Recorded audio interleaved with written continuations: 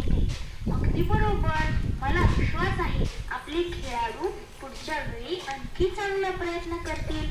त्यांना आपण शुभेच्छा देऊया. या शुभेच्छांबरोबर तुला नवीन वर्षाच्या देखील मनापासून शुभेच्छा देतो.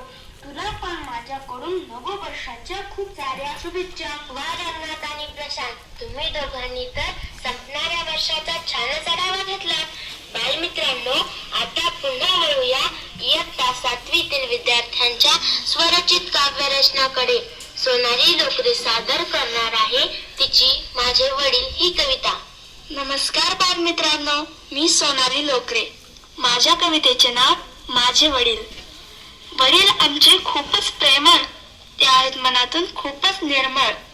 वडील आमचे खूपच प्रेमळ, ते आहेत मनातून खूपच निर्मळ. राब राब राबुनी करतात काम, आमच्या सर्वांसाठी गाळतात घाम. राब राब राबुनी करतात काम, आमच्या सर्वांसाठी गाळतात घाम. माझे वडील आहेत खूपच छान, त्यांच्यामुळे मिळतो आम्हा सर्वांना सन्मान. माझे वडील आहेत खूपच छान, त्यांच्यामुळे मिळतो आम्हा सर्वांना सन्मान.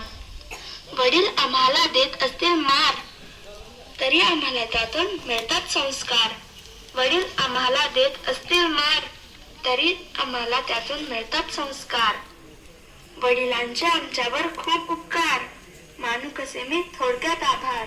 वडिलांचे आमच्यावर खूप उपकार, मानू कसे मी थोडक्यात आभार. धन्यवाद. आता अक्षरा गोरे घेऊन येत आहे तिची ताजी भाजी ही कविता. नमस्कार बालमित्रांनो, मी अक्षरा गोरे आपल्या समोर ताजी भाजी ही कविता सादर करणार आहे. झटपट बनवते आई भाजी, दररोज करते छान ताजी. अहो झटपट बनवते आई भाजी, दररोज करते छान ताजी. बाजारात